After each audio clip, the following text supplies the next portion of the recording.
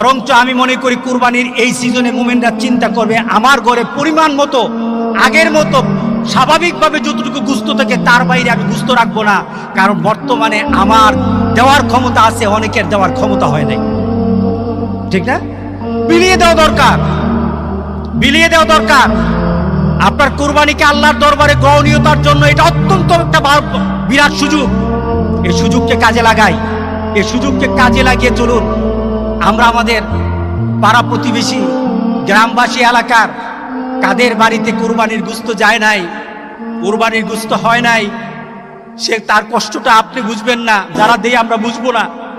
তার কতটুকু ব্যথা, তার মনের মধ্যে কতটুকু কষ্ট আমি দিতে পারি নাই। আমরা তাদের সাথী হব ইনশাআল্লাহ।